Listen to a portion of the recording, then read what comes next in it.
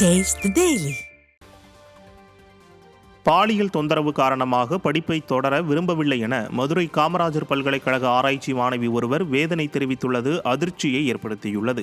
ஏற்கனவே அண்ணா பல்கலைக்கழக மாணவிக்கு பாலியல் விவகாரத்தில் உண்மை குற்றவாளிகள் பிடிபடாத நிலையில் மதுரை காமராஜர் பல்கலைக்கழக ஆராய்ச்சி மாணவியும் பாலியல் தொல்லையால் பாதிக்கப்பட்டிருப்பது வெளிச்சத்திற்கு வந்துள்ளது. கணிதத்துறை ஆராய்ச்சி மாணவி ஒருவர் கல்வி கட்டணத்தை செலுத்தியது தொடர்பாக துறை பேராசிரியரிடம் கையெழுத்து பெற அவரது அலுவலகத்திற்கு தனியாக சென்றபோது அவர் வாழ்த்து கூறுவது போல மாணவிக்கு பாலியல் ரீதியாக தொல்லை கொடுத்ததாக கூறப்படுகிறது.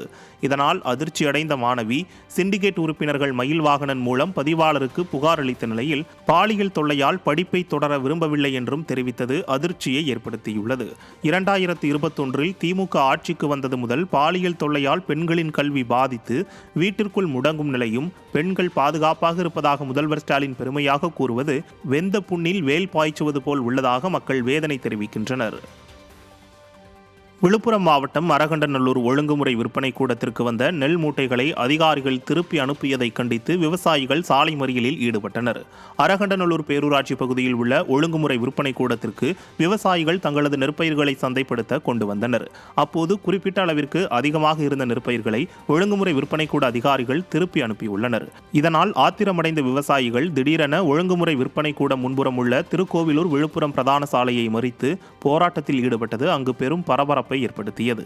விடியா திமுக அரசு விவசாயிகள் விரோத அரசாக உள்ளதாக குற்றச்சாட்டு எழுந்துள்ளது.